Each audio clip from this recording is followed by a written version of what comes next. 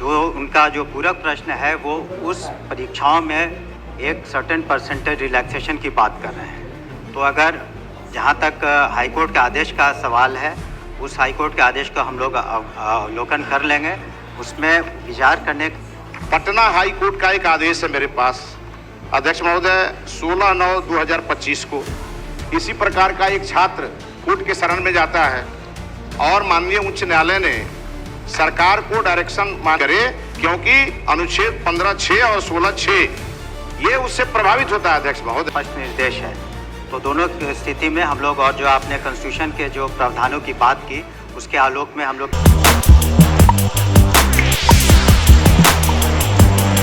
माननीय मंत्री जी का उत्तर प्राप्त है, लेकिन माननीय मंत्री जी ने जो उत्तर दिया अध्यक्ष महोदय, यह उत्तर बिहार को एड्रेस नहीं करता।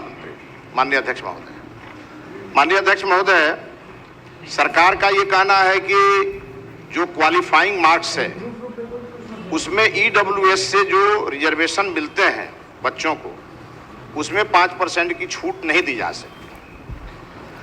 उन्होंने कहा कि इसका कोई प्रावधान नहीं है। मैं सरकार को केवल आपके माध्यम से ध्यान दिलाना चाहता हूं कि संविधान का अनुच्छेद 14 कहता है कि राज्य भारत के भूभाग के भीतर किसी भी व्यक्ति को कानून के समक्ष समानता या कानूनों के समान संरक्षण से वंचित नहीं करेगा। पूरा पूछ लीजिए, ये संविधान की अवधारणा है।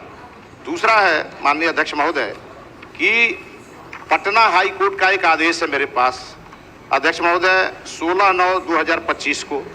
इसी प्रकार का एक छात्र कोर्ट के शरण में जाता है और माननीय उच्च न्यायालय ने सरकार को डायरेक्शन देती है कि चीफ सेक्रेटरी या additional chief secretary education department को वह बच्चा अपना आवेदन देगा और उसके ऊपर सरकार निर्णय लेगी। तो मैं मंत्री जी से पूछना चाहूँगा कि क्या सरकार 103वें संविधान संशोधन, जिसमें ईडब्ल्यूएस को सरकारी नौकरियों में आरक्षण का प्रावधान दिया है, जो मामला सुप्रीम कोर्ट तक गया है अध्यक्ष महोदय, किसी के आरक्षण को बिना प्रभावित किए ईडब्ल्यूएस के जो बच्चे हैं उनको 5%, जब सबको मिलता है तो उनको भी 5% का रिलैक्सेशन मिलना चाहिए। और जब हाई कोर्ट ने ये डायरेक्शन दिया है तो सरकार को चाहिए कि उस डायरेक्शन के आलोक में त्वरित इस पे कार्रवाई करे, क्योंकि अनुच्छेद 15(6) और 16(6) ये उससे प्रभावित होता है अध्यक्ष महोदय। तो मैं माननीय मंत्री जी से कहना चाहूंगा कि चीफ सेक्रेटरी या एडिशनल चीफ सेक्रेटरी को निर्देशित करेंगे कि पटना उच्च न्यायालय का जो आदेश है उसको तुरंत लागू किया जाए। माननीय अध्यक्ष महोदय, अपने उत्तर में हमने स्पष्ट कहा है कि जो 10% का ईडब्ल्यूएस का प्रावधान है वो हम लोग टीआरई में जो परीक्षाएं होती है उसमें बिल्कुल लागू कर रहे हैं, उसमें कोई दिक्कत नहीं है।